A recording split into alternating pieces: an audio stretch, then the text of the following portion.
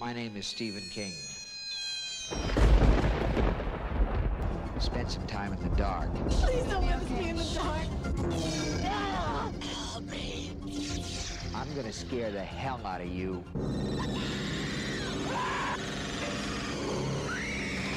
And that's a promise.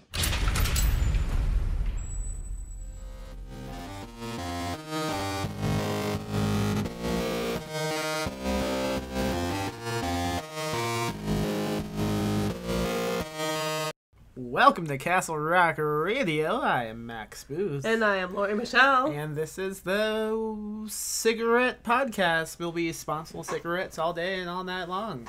Not at all. Smoke them if you got them. No. No smoking. You don't got them? No. I guess you can't smoke them. I can't. This is the Stephen King podcast. We'll be talking about things Stephen King has written, will directed, will talked about. And perhaps one of his spawns. Your spawns? Spawns will spawn. Spawn. Just One spawn. of his spawn has created, or one of his spouses. One of his spouses? He has more than one Question mark? spouse. Has also created. Today we're talking about the 10 o'clock people from Night Mills and Dreamscapes. Right. With special guest. Mr. Andrew Hilbert. Who wrote the novel Invasion of the... Weirdos. From... Your favorite publishing company, Perpetual Motion Machine. Publishing. Yes, well, I think they figured that out since I said publishing company. Oh, maybe. Maybe. Well, not PMM. Well, PMMP. You're a pimp. Yes, that is true. Yes. You know, I didn't bring it up in the show, but while reading this story, I made a note that said they better at one point say the line, "Smoke 'em if you got 'em." And they never once said that. Missed opportunity. Damn it, Stephen. What were you thinking? This is a story about cigarette smoking and demons and Batman. And no one says, "Smoke 'em if you got 'em." That's just so sad. God damn it. Alright, well, before we give you Andrew and the 10 o'clock people, we will going to play a really full sponsor Winston cigarettes from a joy. Flintstone commercial. Back in the 60s, I think. I would even think it might have been before that. 2017. 2017. It's Flintstone cigarette commercial. Of course. Ladies and gentlemen. So listen to that, then listen to the main presentation, then stick around because, we have some news to talk about. All right. Both PMMP-wise and also Stephen King-wise. Ooh.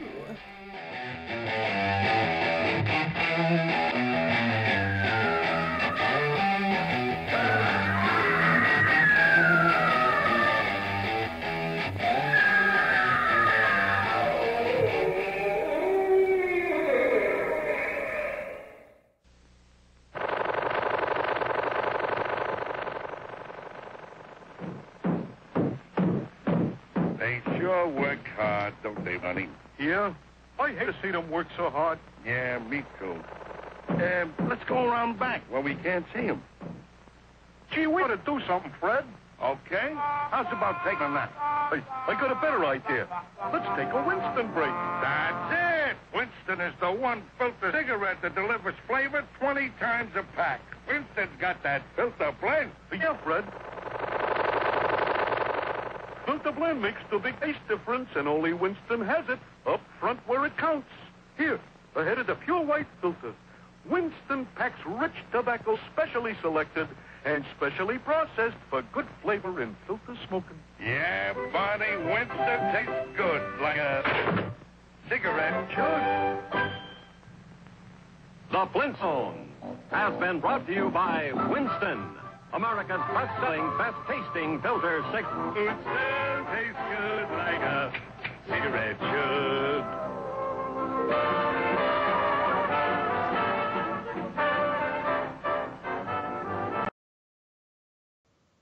Well, yeah, let's have a 5-hour podcast. Yeah, let's examine every dumb insult Stephen King makes up. Shut up, glue feet! Was that a thing?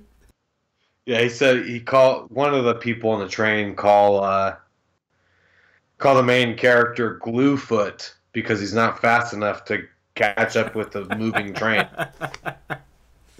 That's dumb. That's so stupid. It's like Stephen King. I'm gonna go over there. I'm gonna fucking strangle you, dude. Stephen King, he loves those asinine insults. Yeah. Like, we were watching Jeopardy, and it said how in Christine, it was the first book to ever use "shut your pie hole." Really? Yes, I mean he made history with that one. Well, that's the pie hole's pretty good. Yeah, That one's. so. I'll give him pie hole. It's a good one. But Glue he's trying for to. Yeah, he's trying to run up the numbers, though. I think he's trying for the insult awards. Not everything's gonna be a gold mine. It's gonna have some. Stephen King. Not everything rises to the level of R.L. Stine. You know. So are we ready to talk about the 10 o'clock people? Or should we wait 18 minutes? So it's 10 o'clock? Oh. Let's how do we record it and pretend we start at 10 o'clock? I'm not going to lie to my audience. We can make a whole thing about it. We can make a whole thing about it. Say, oh, we waited until 10 o'clock to record this. It's 10 o'clock somewhere. Just not here. It's actually probably not 10 o'clock somewhere. Like What time zone is that? I didn't say it was exactly 10 o'clock somewhere. I It's just said 10 it is 10 something. somewhere. Yes, exactly. It's probably 10:48 somewhere, or 10:42, or whatever time it is. 10:42 o'clock. So, I assume you are also being consumed by Texas allergies right now? Yeah. Yesterday was pretty brutal. It's awful. It's awful. Everybody, you know what that means. We have recently witnessed a Batman disintegrate. Have we? According to this book. Maybe we're just allergic to South Texas. That's one of the symptoms. Sneezing. Being allergic to South Texas. This doesn't take place in South Texas. This I takes know place that. in Massachusetts. I know, in Boston. Boston. I'm kind of surprised. I mean, what made him decide to do a real setting instead of make something up? I don't know. Because it's a big city, I guess. You wanted to make it more realistic. This is a realistic story, man. Of course it is. More realistic now than it was back in 93. This was written in 93. I was going to look that up, but I decided not to do any research at all after I read it. Awesome. 93 was a good deal. But that's because it was published in 93. Doesn't mean it was written in 93. Oh, no, man. Stephen King, he writes, it's published the next day. Instantaneous publication. By the way, we're recording now. Oh, you've been recording, right? Yeah. The episode has begun. This is it. Okay. Sweet. Yeah. Thanks for coming on, Andrew. Well, thanks for having me. Yeah. Why'd you pick this? Well, because I read the description, and I thought it was going to be like They Live. It kind of is, but label. It kind of is, but it just sucks. I had fond memories of this one, and this is a recurring theme with this podcast. I reread something I thought I loved, and then it turns out just making me fall asleep on the couch. Yeah, it's not the worst thing I've ever read. Let's just put it that way. What It's is? just I don't know, the Bible. Come on. No, let's just say this. The worst thing I've ever read. I don't know. I don't know. When I think of something, I'll interrupt very rudely. But this story, I think, well, the smoking. There's things to say about the smoking aspect of it, but I think like Stephen King can write a totally passable, boring story in his sleep, and I think he did with this one. Like, he had like some kind of concept, and it was just like, I can shit out like 15,000 words on this crap, and he did. This is way longer than it needs to be. It's over 50 it's pages. really long. Yeah. Have you ever smoked, Andrew? Yeah, I used to smoke heavily. I used to be a heavy smoker. Oh, man. You two have something in common. I have never smoked a day in my life. Don't even start. How'd you quit? How did I quit? I went to vaping for a while, and I kind of like ironically joined that subculture, and until it became like until it was sincere. And then as I was picking out my second fedora to add to my closet, and as I was picking out Monster energy drink T-shirts at the local smoke shop, I decided, I'd probably rather die from smoking than to continue living like this. But I didn't go back to smoking.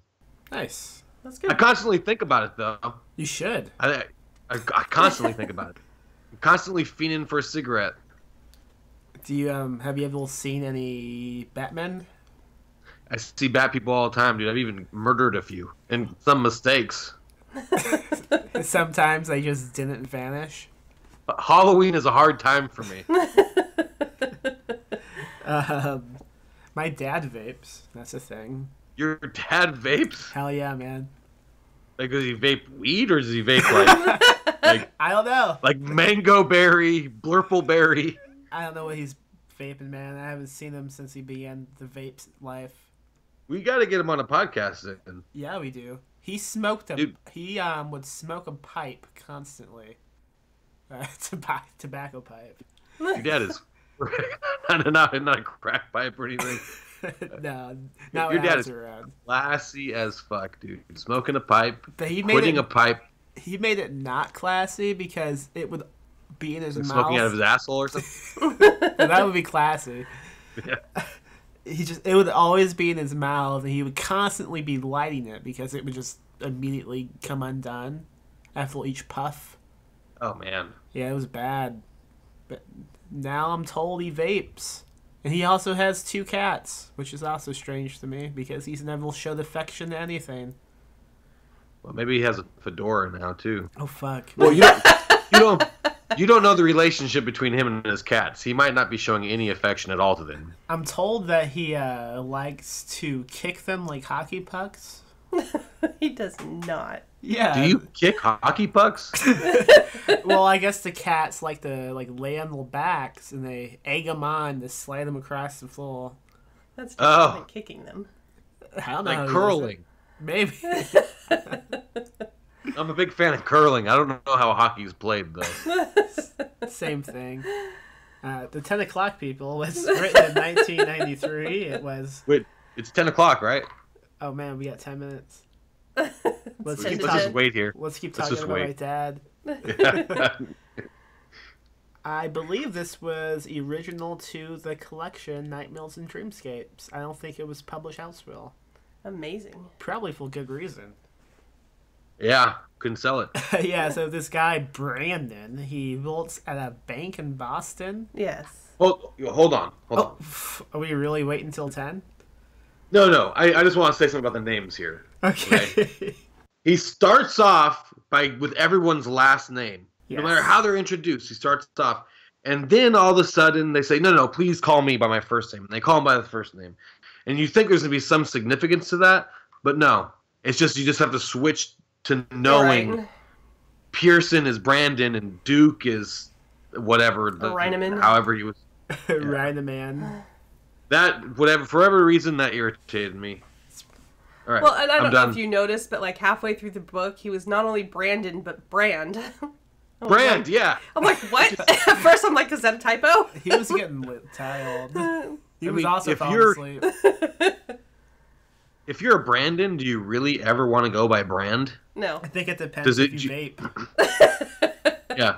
I'm Brand. I vape. That's what I do. That's it. I do the do, and I vape. Do you think anyone's ever said they do the do, like, unironically? I don't know. I bet, but when I can tell you, back in my vaping days, the haze of vaping, I might have said some dumb shit like "do the do, dude." Oh, fuck. But I said it like that. I said "do the do, dude." So Yeah. even worse somehow. It's pretty bad. It's very alliterative of you. Did you ever quote that man? I can't. Pauly Shore. Oh, the weasel, dude. Yeah, Yeah. of course. I feel like that's still okay to do. I don't think. I mean, I think that makes you timestamps you as how old you are, though. If you know who Probably Pauly so. Shore is, I don't know, man. then you're. Because he quit being But- relevant a while ago, so. I am the age of this story we're talking about. Well, Pauly Shore's heyday was like right around that time, Yes, it was. Oh, probably man. 93. Cool. Is it? I think so. What happened to him? Oh, he died. He's not dead, is he? Yeah, they made a movie about it. They did. No, not. I think Yeah, the they movie did. was. I think the movie was about how he died and he wasn't dead.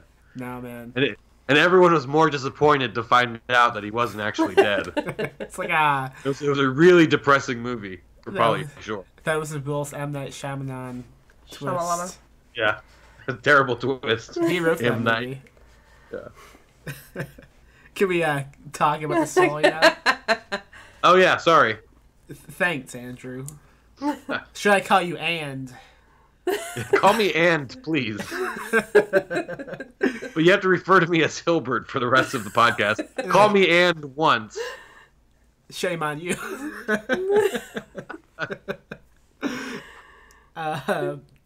Fuck.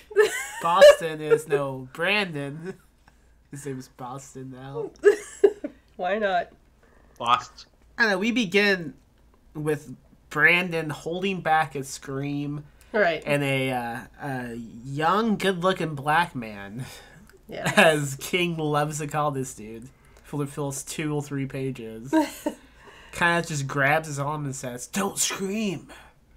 But we don't know, like, the setting or what's going on for almost a whole page. No, I know. It's really confusing. Well, I mean, he's like, they'll get you if you scream. Yeah, but I mean, could we at least like get some details of them being outside? Nah. It's a few paragraphs before we know where the hell they are, what's going on. Every time Stephen King described Duke as a handsome black man, Yes. I don't know, there's like 5 times in a sentence, probably. At least. Yeah. He could have at least given us some sense of place.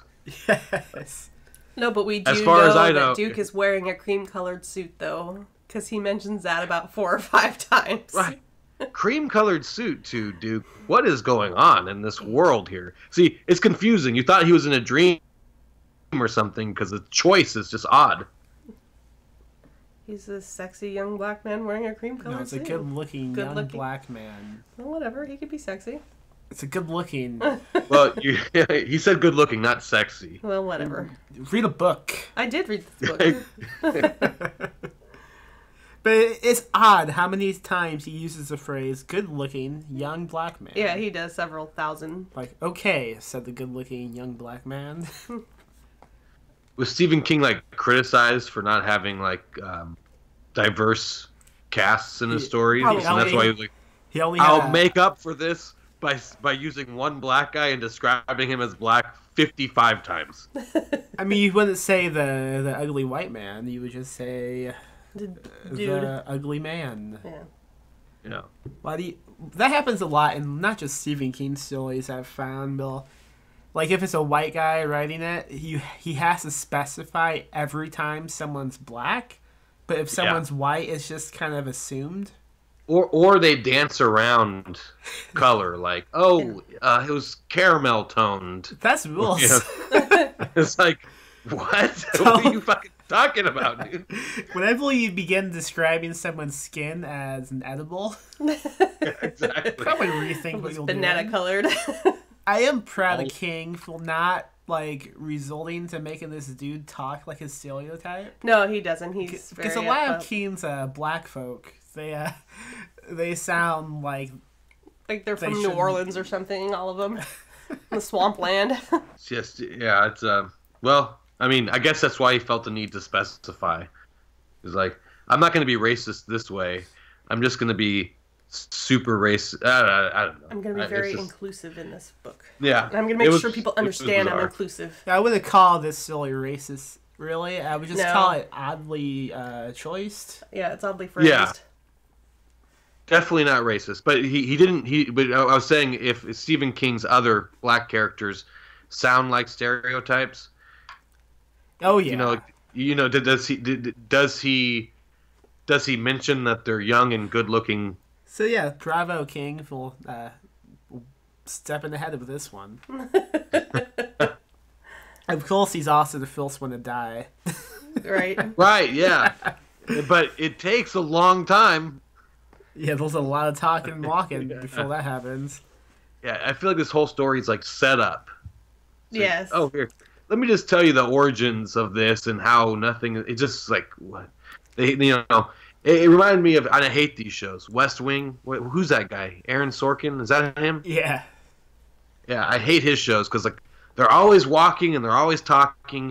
And it's real fast and it's always dumb and it never really like moves along the story. It just continually builds explanations rather than plot. I don't know. It's just. But Stephen King is famous for that. I mean, all his works are that way. It's like the beginning is just set up for something, and then all of a sudden the end is rushed because he doesn't know what to do.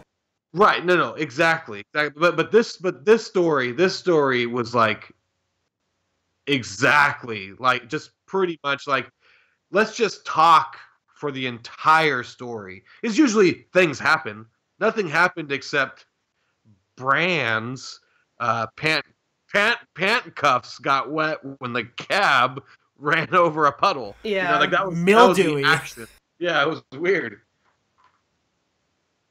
Yeah, I agree. I mean, a lot of his stories, they have that thing where a guy is talking about the past, but this is different because in those stories, things happen. There's a plot. In this one, it's like the long introduction of Men in Black. Well, Tommy Lee Jones is explaining what's going on to Will Smith, but then nothing else happens. Like, imagine if that movie ended before they actually saw the aliens. Right. Right. It just went on for 2 hours. Yeah. Then the credits roll. Yeah. But so what does he see that makes him scream? It was an He ugly, sees- pulsating figure. No, like it's like a body with a gross head. Is it just the head that's disconfigured? That's all he sees at the beginning is the head. Yeah. Because he's wearing Because, some wait. sort of, like, he describes the person's clothing like an Aaron Sears suit and certain kind of shoes. Yeah. And then it's pretty. I mean, they try to make it disgusting, but it's not as disgusting as you'd think. I guess it'd be horrifying to see. There's some details about how if you look closely, like the face is moving. And appears Right, like to the be moving. skin's like falling off, or That's it's like kinda orbiting, cool. right? Yeah. And of course he sees this because he goes outside at 10 o'clock to have a smoke break. Of course. Has he never taken a 10 o'clock smoke break before? He has, but something triggered this time.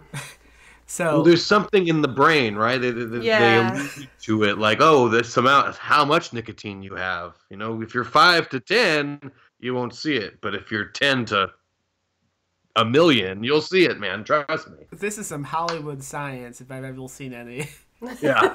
Because you have to begin smoking heavily and then stop and then smoke again, but only sometimes.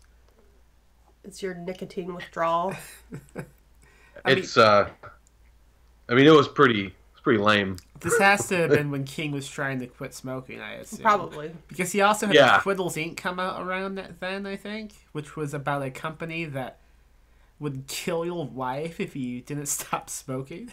Wait, wasn't Quitters Inc. in his first collection? I don't know. I think it was. Don't call me out on this. You're the one running the podcast. I'll edit your fucking voice out, man. Should we fight about this one? Well, we Unfortunately, we agree. I thought you were gonna like it. But we agree. I fucking love this book, man.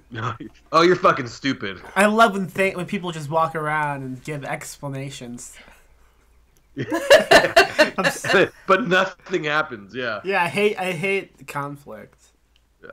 in the It's book. also, well, they go out, they smoke at 10 o'clock, right? Yeah. Right. And then they start calling themselves 10 o'clock. I mean, they start calling themselves 10 o'clock people. Yeah, I want to know something here. Now, you guys are experts. Let me know. Did Batman exist in 1993? I have to assume yes. Yeah, Yes. it's just like, What the hell? Batman's from like 1960 something. Yeah, wait, what? I have to assume yes. I haven't checked. Even the Michael Keaton movie was out before this. who's Michael Keaton? You don't know who Michael Keaton is? Oh, no way. Beetlejuice. Is he a Batman? He played Oh, Batman. Beetlejuice, yeah. Are you being stupid, Andrew, or what? What's happening right I'm being now? stupid. I'm trying to create conflict. What are man. you vaping right now? they call these things Batmen, Right. but there's no mention of the Caped Crusader. And At story. one point, he does say something about the Cape What does he Crusader. say? He says, "All I can picture is the Cape Crusader now." Oh, He does say that. He says that exact phrase. Yeah, I was trying to be stupid. That must have been the part where I just like fell asleep. You were zoning. Yeah, where the book fell on my face, and Because I he just says it's was scarier too now. lazy. It's less scary now that I think of them as the Caped Crusader or something like that. Oh, We need more Batman references in this one. If these bad guys are Batman, then who are these 10 o'clock people? Whoa. Like, fucking penguins, I don't know. yeah, penguins. I don't know, it's a stupid thing to call them, and it doesn't make any sense. Because they're not Right, really bats. I mean, They're not bats. I've never Yeah. seen a bat's face orbit around its own face. right? You know, like Yeah. I've also never seen a bat, but You haven't seen a bat? I've never seen a bat in my life. You Were they live in like Austin, dolphins? You shouldn't... Yeah, just like dolphins. Cool. Yeah, I think I've seen them. Oh, good lord. Can you imagine just like a 500-pound bat just floating dead in the ocean? So gross. We would lose our minds. We wouldn't. Yeah, Trump would blame Obama. we would Thanks, lose our Obama. minds here in Central Texas. Yeah, lots of ocean. All that A whole ocean. lot of ocean for bats to die in. We find a lot of dead bats in the swimming pool at my hotel. Oh, you do really? Yeah. Well, that sucks. We live right next to a cave. All right. I mean, the Bat Cave here is like a big deal. I know, it sounds Cave? stupid. Well, that's what it's called. Why don't they call that house the Bat Cave? I don't know. Wait, it's a house? Well, in the story, you know. He's talking about the story like- when they go to the bookstore. Oh. Yeah, the story we're talking about in this podcast. Well, I was talking about the Bat Cave here in Bracken, Texas, but Yeah, it's just a house. Why didn't he call me? He spends so much time on names. He should have named someone Bruce and someone Alfred. You know? Yeah, and then he would just go up to the guy he named Alfred and just demand drinks. Hey, give me a drink. Ow. So Dudley or Duke or Ryan. Duke. Everyone has 3 names in this story. just call him Duke. He tells Bran to meet him after work at 3 o'clock, and then he will explain things to him. Right. So then nothing really happens until 3 No, o'clock. until 3 o'clock. I mean, he goes out in the courtyard and he describes everybody who's standing out in the courtyard and what they're wearing. And Some who of they them are. have the bat faces, some of them don't. Right. No conflict occurs. Like, No, why I mean- can't there be a thing where one of them notices him and like he has to run to a bathroom or? I don't know. Even his boss, his immediate superior, is a bat person. And like, Yeah. he just talks to her kind of nonchalantly. Hey, I'm leaving at 3. First off, I want to know what kind of job you have that you can just go tell your boss, hey, I'm leaving 2 hours early. And they're like, oh, okay. He's a Well, bagel. She was described in her human form as like good looking, Right. but then he sees her face and doesn't want it. But they flirt. But she also says this very key line that absolutely makes no difference at all in the story is, if only you would cut back on smoking. Right. Right?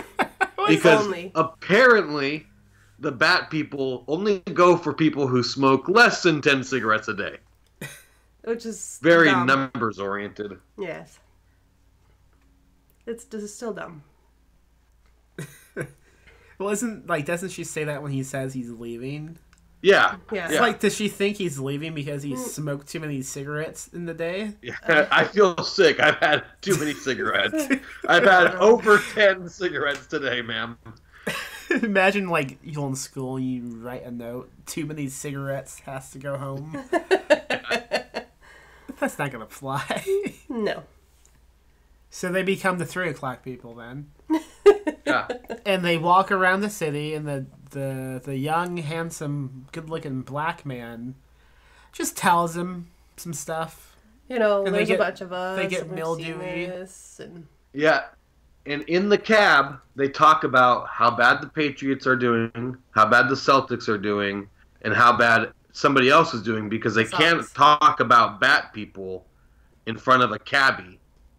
I mean, it's just But But he this explains cabbie, that. this cabbie is filled way more shit. Yeah. You wouldn't believe cabbie- the crazy shit he's listening on. This cabbie's cleaning up cum, poo-poo, and throw up at the end of the night. He doesn't give a shit what you think about bat people. That'd be the most interesting highlight of his day. Yeah. And it would make a much better story. If it was in the cab driver's point of view, and then he became Yeah. obsessed with them and began like following them around. See, I he mean, that's was already a better underground. story. It really is. What if he had bat people connections? No, that would be lame. Okay, well, so the story is lame, so what of it? Bat people connections. Yes. Batmen. Why can't it be bat people? There's Look at you female trying Batman. to be PC. Well, there is. His Bat boss people. is a woman. Not They one do bat say person. Batwoman once or something, but they don't say. But they really say Batmen quite a bit. Yeah, Batman. yes. This is not a still evil Batwoman. Oh, please.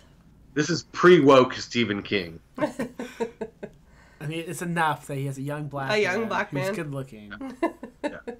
Wearing a cream-colored suit. Cream-colored suit. I don't know why it doesn't bother you guys as much, but it bothers me. Well, at least I don't he's know. not wearing like a fluorescent green suit. I mean, What?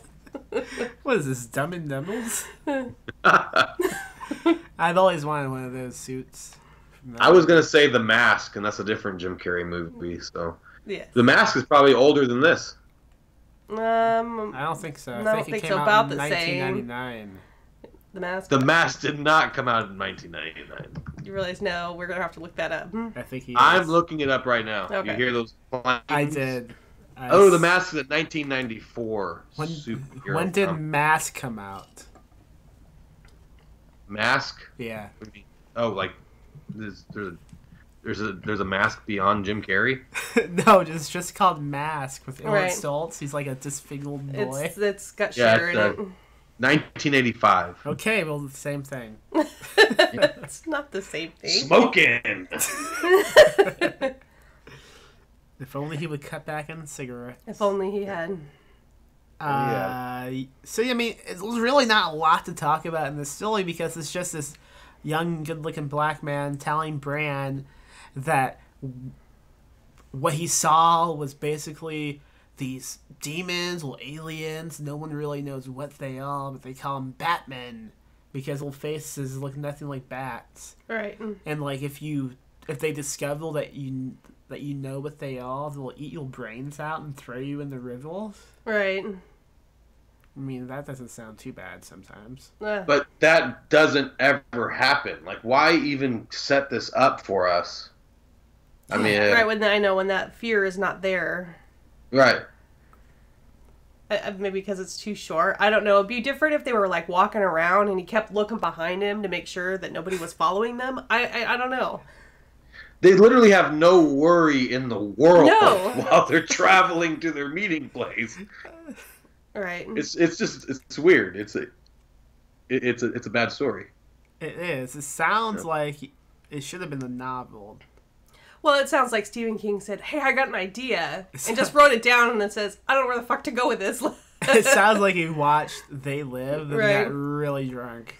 Maybe He's he like, did. hey, I've got an idea. I've got a 1,000-page collection called Nightmares and Dreamscapes that needs another 50 pages. It's What not can I quite, it's shit not out? quite thick enough. I'll finish Yeah. this one by 10 o'clock. Yeah. My agent's breathing down my neck. They eventually meet at this bookshop, Right. which is called like Kate's Bookshop. It's Kate's Mysterious Bookshop or something. It was originally Catherine's Bookshop, then it was Kate, now it's Kat's Bookshop. Yeah. And their meeting is downstairs in the basement. Yeah, and I don't know, they just it's like an AA meeting basically. But he's meeting all these people, and half the people in this meeting are people that he knows that have hung around his courtyard smoking. He's like, Do they all work in the same building? It's like half of them do. It's the only office that smokes. It's the only smoking office. Yeah, man. It's the only it's the only office that hires smokers. I do have to say, though, there's a scene when they go to the bar. What? When they went to the bar.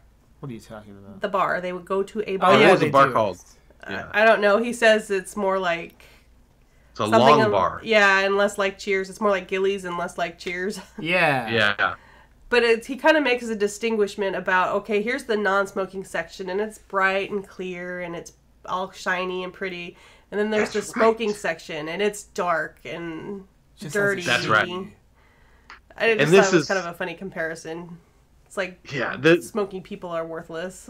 They are. Oh, well, I mean, he goes further than that, which is why it's like super pre-woke Stephen King is he compares it to segregation. Right. Like separating smokers from non-smokers. He like compares it to segregation.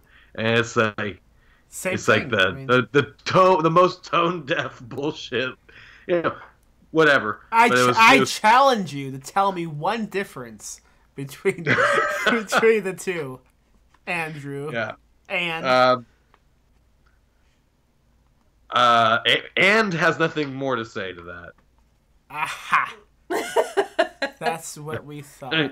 My pals at reddit.com will clap me on the back. But it's almost like he's making a point, like, these bat people killing these smokers is doing the world a good favor, you know? We're getting rid of the scum. Yeah. But then that's not what happens at all. I think I think he's like saying the bat people is the nanny state. You know? Yeah. Turning all the frogs gay.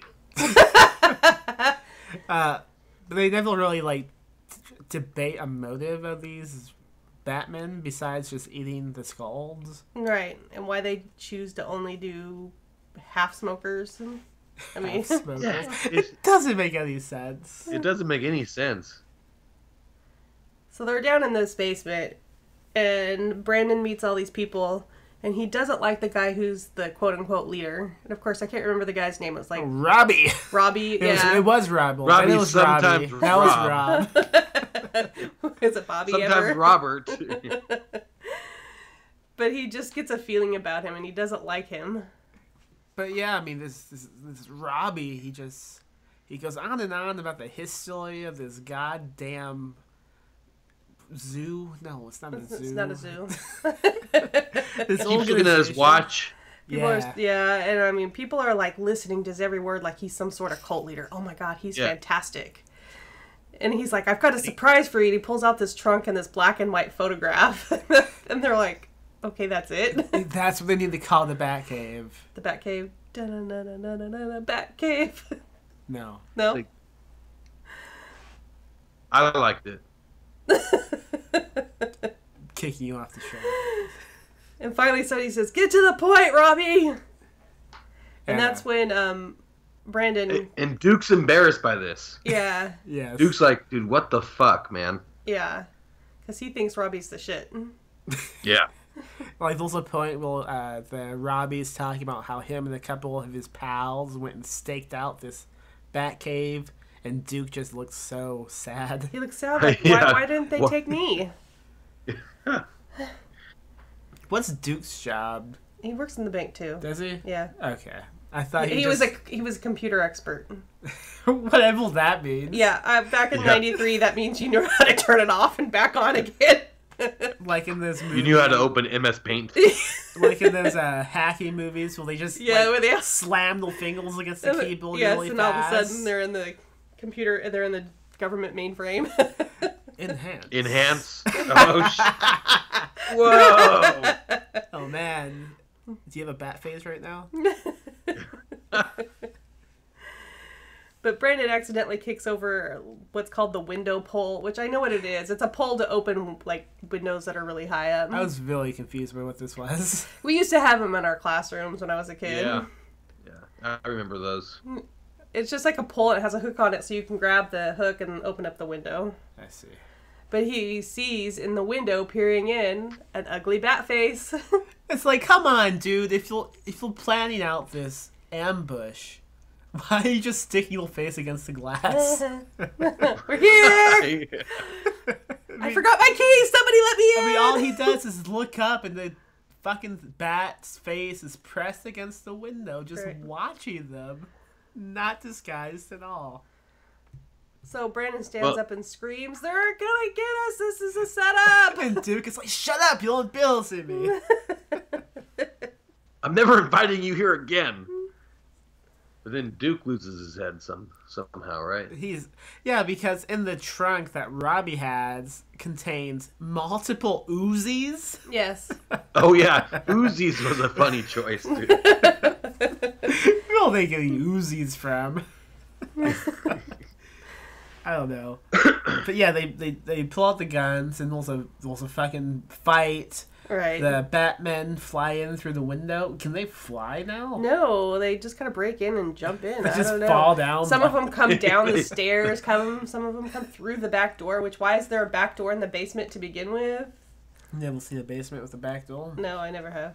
Have you ever seen a basement? I have seen a basement. Granted, not very often. Besides the one in Indiana? Well, the one I saw was in Indiana, but not the same one that you're talking about. You've only seen Indiana basements. I've only seen Indiana basements. I'm sorry to say that. I don't know if I've ever been in a basement. California does not have basements. So fucking We don't strange. have. And basements, there's no basements here either. I think it's an earthquake kind of thing. I've spent so much time in basements, and now nobody I know knows what by I'm choice. talking about. Yeah, by choice. Most people that talk about spending time in basements are there unwillingly. I mean, from a Californian's perspective. Right. Okay, man. Go do the dude. Oh, I need to do thank the you, dude, Pauly. dude. It's kind of fun to say. Yeah. When you add the dude, it becomes more fun too.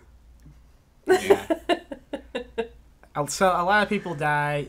Duke is shot. Like immediately. He's useless. He's just good at talking.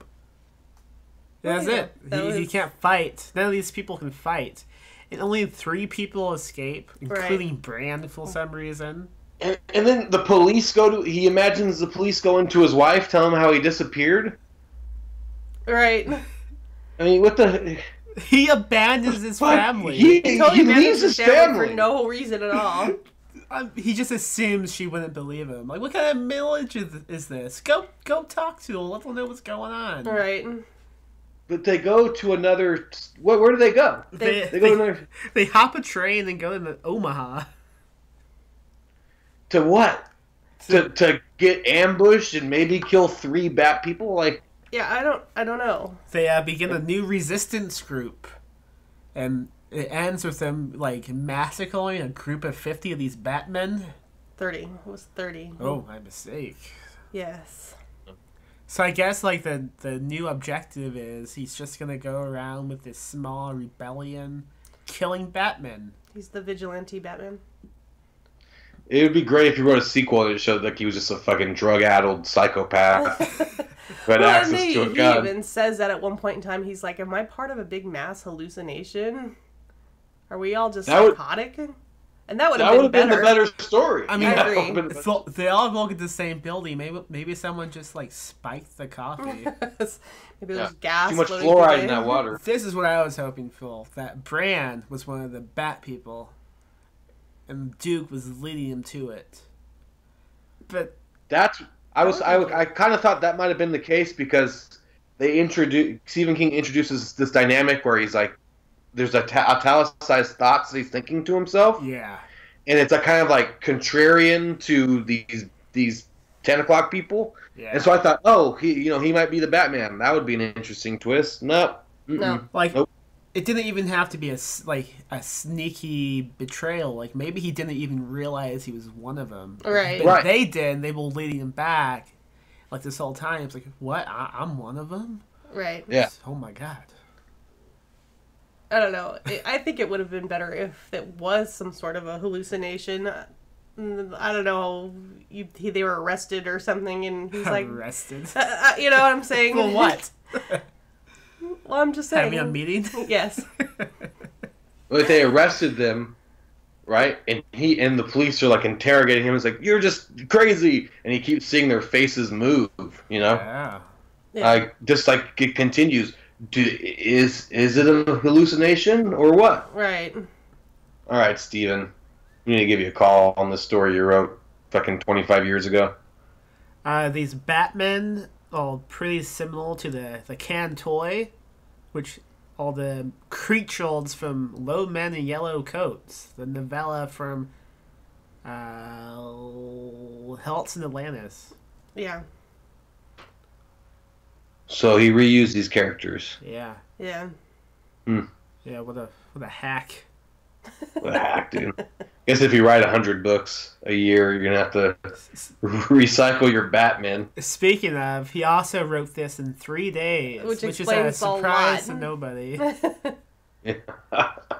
Is this on the Wikipedia page here? Yeah. Yeah, it was also in the end of the book, like in the notes section. Really It was in the notes section for what? Nightmares and Dreamscapes. If you look at the back, there's like I see. Stephen King on on the stories. Who the fuck wants to read any notes on this story?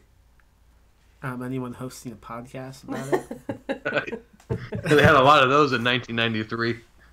I know at one point there was a movie attached to it, but there's been no updates about it in the past 2 years. Tom Holland was gonna direct it, and they changed the title to Cessation. Yeah, Cessation. But I'm pretty sure that's been canceled at this point because it's no longer even really on IMDb. But if you look back like 3 or 4 years ago, like all the movie sites had all these updates about it, and now nothing. Maybe he finally read it. He's like, what the hell? I mean, I feel like this is this would be like a good, I mean, with significant changes. Be a good like Twilight Zone episode or something. Yeah, I mean, but a whole movie? It could be a good movie, man, because I mean, it's basically just ripping off Invasion of the Body Snatchers, and They Live. Yeah. Yeah. Just don't have a guy talking the whole time.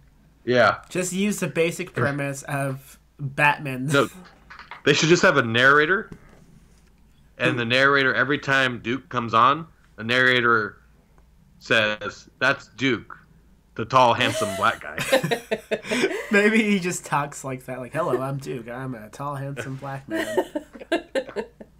That's how I always introduce myself. I mean, it's a good thought. Like, it's a thought. That's what it is. It's really just a thought that he's trying to make a story out of. Maybe not all thoughts should be conceived. Maybe some thoughts should be builded. Yeah. I mean, I feel like he could have written the story and saw it to birth, and then just threw it out the window. Yeah, I'm done with that one. This collection no longer needs to be 1,000 pages long. It could stand It's only only 950 pages. Oh, my fucking mistake. So, you should probably promote the cockroach stuff. Yeah. So, my friend and I, Trey Hudson, who was on the Taco Summit, another podcast, we're doing a thing called the Cockroach Conservatory. It's a little weird genre magazine that we're starting, and we're going to have a 24-hour show on June 30th, the Museum of Human Achievement in Austin. And Max and Lori, you're going to be there, right? Yeah. Unless I get eaten by cockroaches first. I'll be attending the entire event. I don't think you will be. It depends on my son. Yeah. I do not recommend attending the entire event. Oh, I'm gonna be I'm gonna be in every single skit. All right, there you go. I'm okay with that. Yeah. So it's gonna be a weird thing. There's gonna be music in the good hours, and there's probably gonna be readings in the hours of that we need to fill up. So it'll be fun. It'll be there'll be sketches and feats of human strength, stuff like that. What about human feet? We are feats of human foot strength. But our website's cockroachconservatory.com, and you can check all that stuff out. Nice. What about the Patreon? The Patreon is my Dear Man podcast. It's a continuing story. If you are a patron of it, you get the story a little bit earlier than everybody else. But hell, you can get it for free if you just wait a little bit. It's dearmanbegins.com, and it's about a man who wakes up finding himself as a deer, and he struggles with what it means to be a human. I have struggled to find a Stephen King story that has seminal themes. That's what we were talking about that like 3 months ago, finding Yeah. a deer story of Stephen King, and I looked, but I couldn't find anything, and I'm not a Stephen King worshiper or anything, but even with my Google searches, nothing came up. So if anyone listening at home knows of something we could talk about, again, email us at castlerockcast@gmail.com because we're out of luck. Yeah. Maybe So, Dreamcatcher. That might be the closest one. Yeah. Well, I'll read it. It's I'll bad. come back It's next really- year. It's not worth reading. Hey, you know what? The bad Neither ones was are the this best one. That's episodes. true. And we squeezed out Dude. an hour out of this one. Dreamcatcher is an awful book, but it's a funny awful book. At one point, a man shits out an alien, and the alien just goes berserk in the toilet. Okay, yeah, I want to read it. Yeah, it's good. I definitely- And there's a mentally challenged boy in it who has special abilities, and King handles that one pretty well. He was a handsome, young, Right. with special needs abilities kid. I like how you ended that sentence. How can the audience find you? On Twitter, ahilbert3000. On my website, hilbertheckler.com. Or dearmanbegins.com. That's how you can find me. Okay. Sounds good. I don't update very often, but you can find me that way. Oh, well, fuck. Way to sell yourself. This is where you can find my books. Invasion of the Weirdos, published by Perpetual Motion Machine Publishing. I don't know if you know those guys. I think I've heard of them. Yeah. It's basically the same plot as the 10 o'clock people. Oh, bye.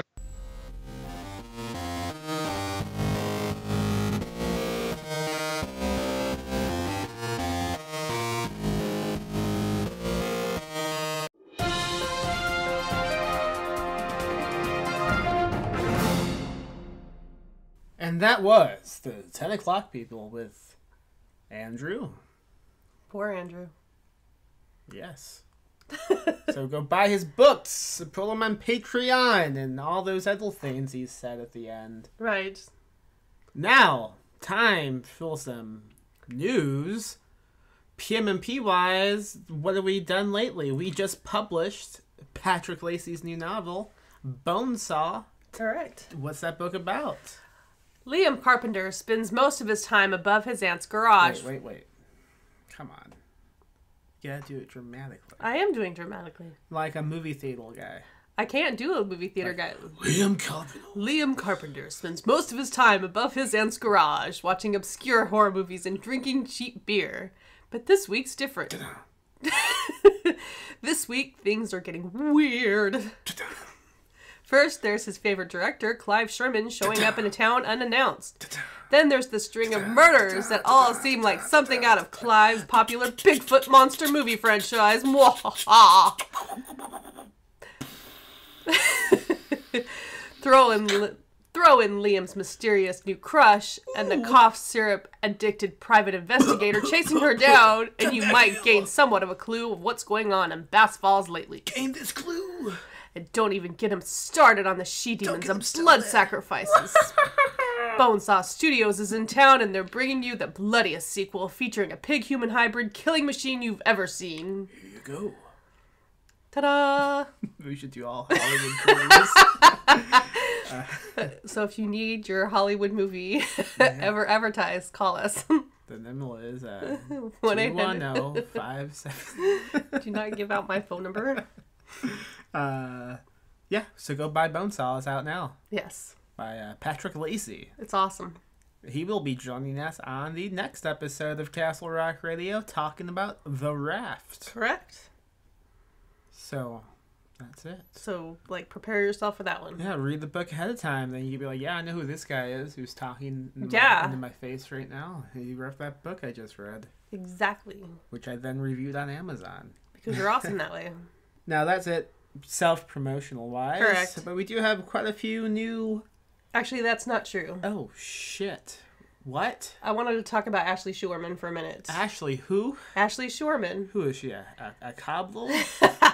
She's an Australian writer Oh my who God. actually had a mini novella in the back of Dark Moon Digest 29. What's that? What? Our magazine. We have a magazine? We do. It comes out every quarter. So what's going on with Ashley? Ashley, her novella. It's a long short story. Novelette. A novelette. Madam. Whatever you want to be specific. Anyway, it was just nominated for an Australo-Asian... It's just called An Australian Shadow of Old. I thought it was something else. No. Anyway, it's up for an award. Maybe so... It's a long fiction of old. Yes. It's like hot shit in Australia, supposedly. So that's what Ashley awesome. tells us. Yeah. She might be lying. I don't think she'd be lying because other people have been posting about how excited they, the nominations for it. So. Ashley actually runs the world. She's the head honcho. Yeah. So that'd be awesome if she would win. 29? 29. Go check that out. Exactly. Okay, now we can go back to Stephen. We can begin with Stephen. We can start with Stephen. Oh my. Oh yeah. We have quite a few film announcements to talk about because that's all that happens lately, it seems. Seems that way. His story, the Gingerbread Girl from, I believe, Just After Sunset, has been optioned by the distribution outfit Brainstorm Media, which plans to distribute the film in North America. No shit. No shit. There's distribution companies going to distribute it. Frequent King collaborator Craig Baxley is set to direct from a screenplay co-written by King and Baxley. Baxley previously worked with King on Storm of the Century, The Triangle, okay, exciting, Kingdom Hospital, and Rose Red. So that's pretty cool. Well, Storm of the Century was actually really pretty good. I haven't seen that. I don't recollect seeing the whole thing, but I mean, just what I saw of it was decently done. I think I've seen it. There's rain in it, right? Yes, it's a storm. Isn't that crazy? It takes place in a century? It is. On an island in Maine. Crazy. Yeah, I've seen that. Yeah. I don't remember anything about it. I think some people have rain slickles on. Probably, because it is kind of wet outside. Ooh, my. Ooh. Talking about this is just making me wet inside. Do you need to go to the bathroom? Have you read this one? I can't even say I've ever heard of this one. It's from, the Just After Sunset. Uh-huh. Have you read any of those stories? I don't recollect if I have or not. This one is about a woman who goes to an island. So, hey. Island connections coming back. Very exciting. And she has, she's living in her dad's summer house because she was raped or mugged and she's having PTSD. I think. That might not be true at all. And some guy who also lives in the island one day just abducts her and then she has to fight him. I see. It's not that good. Not the real thing King has written. That would be The Stand. No, that's not true. No. I just wanted to make all you King fanboys mad at us. Open up Twitter and type up a mean reply. So yeah, that's a thing that's happening. Very cool. Also, In the Tall Grass, written by King and his son, Joey Hill. Joey. It has been optioned, is being adapted by some folks, perhaps. Looks like it's going to appear on Netflix. Yeah, it's going to be a Netflix movie. The guy from Smallville and Westworld, James Marsden, is set to be in it. And Vincenzo Natali. Very exciting. Natali. Beats me. He will be directing it from a script that he wrote. He also helmed Cube and Splice. I've seen Cube. It's from the 80s or 90s. It was when all those folks wake up in a cube. Yeah, I've seen that before. Like it was Saw interesting. before Saw. It was Saw before Saw. I have good memories of that movie, but it might not hold up. I don't know. It'd be interesting to see again. No, I haven't read In the Tall Grass, but the log line is, after listening in on a young boy's cry for help, a sister and brother go out into a vast field of grass in Kansas, but soon discover that there may be no way out. Ooh. Just turn around. Exactly. Movie solved. It is Kansas. It all looks the same. Oh, man. So, last thing of news. The soundtrack for 1922 is finally being released. Cool. Did you know fucking Mike Patton did the soundtrack? I did not. From, what the hell is his band? Oh, Faith No More. I did not know that. Yeah, I mean, we saw the movie. It was Yeah, pretty I mean, good. the music was good. I mean, there was no, riddles being asked in the school. No. None. I mean, the rats, but like, what is it? But supposedly there was some delays because he was rushed to complete it on time, but finally he's gotten it the way he wants it to be. Very cool. And now it's going to be released. You can buy it, maybe. Yeah, you can pre-order that sucker on the internet. That's crazy. Just That's type in 1922 silly place to buy Mike stuff. Patton into your Google box, and it should take you to an appropriate spot to do that at. Whoa. Yeah. Crazy. Is it crazy? It is totally crazy. Okay, well, hey, I think that's it for today. Yes, that's it. So, yeah, next week we got Patrick Lacey talking about the raft. Yes. So if you want to read that ahead of time, you can go do that. It's in Skeleton Crew, maybe? It is in Skeleton Crew. I looked it up last night. It's like right in the middle of it. Oh, okay. It's kind of long, right? About 30, 40 pages. Plus, it's not it was that horrible. also an entry on Creepshow 2. Yes, that's what you've told me. Yeah. I believe you. I don't know why I believe you. myself. I don't know why I believe you, I think but that's I do. it. We'll have to watch that before we Yes. record that episode. Also, if you want to like read along with the next like full-length novel we will be tackling next, that's Christine. Right, and that'll be here in a week or two or so. I don't know. Depends 2 on, or 3 weeks. depends on how probably. long it takes me to finish it. I mean, I'm only halfway. Yeah, I'm a little farther behind, but But that's the novel we'll do next, and until we finish that, we will continue doing, novellas, short stories, movies, poems. poems. I'm not doing any damn poem. We should do all of his poems for Oh an my episode. god. King thinks he's a poet, No, but we all know he is not. correct. So make sure to visit our URL, which is castlerockcast.com. The website's up. It's up. It's a work in progress, but it is up and running. Hooray! We don't have to tell you anything else. Just go to that website, click those links. If you want to be cool, go to tpublic.com/user/PMM Publishing and order yourself either a PMMP t-shirt or a Castle Rock Radio t-shirt. I think right now the TeePublic is having a fully full sale. I think there's a sale, yeah. So now'd be a shit. great time to grab Go one. scoop up that cotton.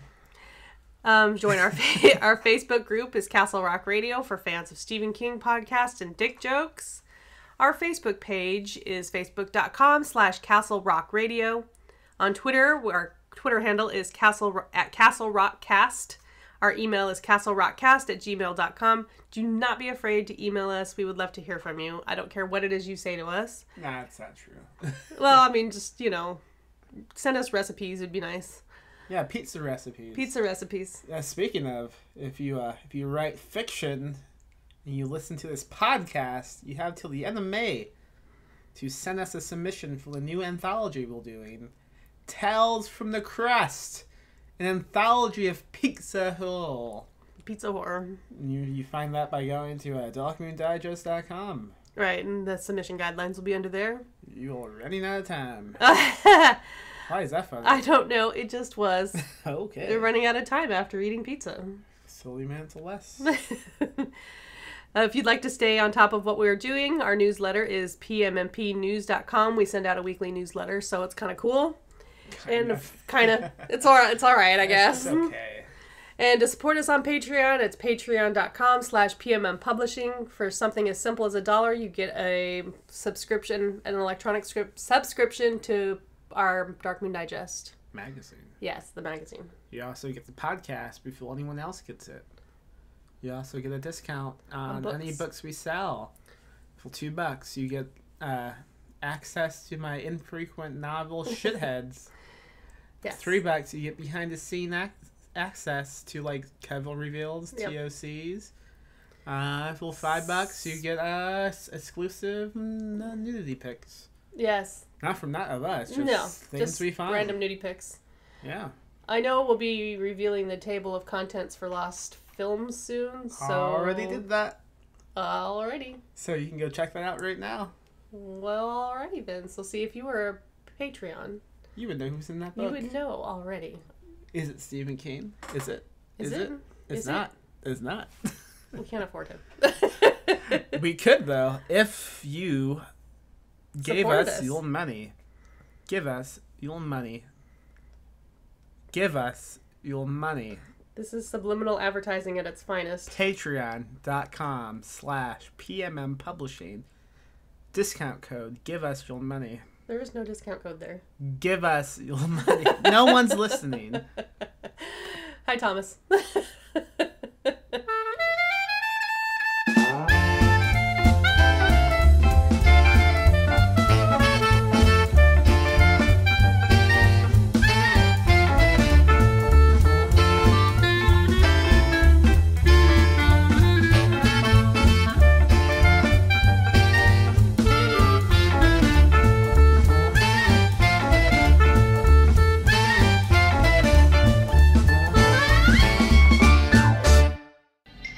You done it now, Jordy Verrill? You monkhead! You monkhead!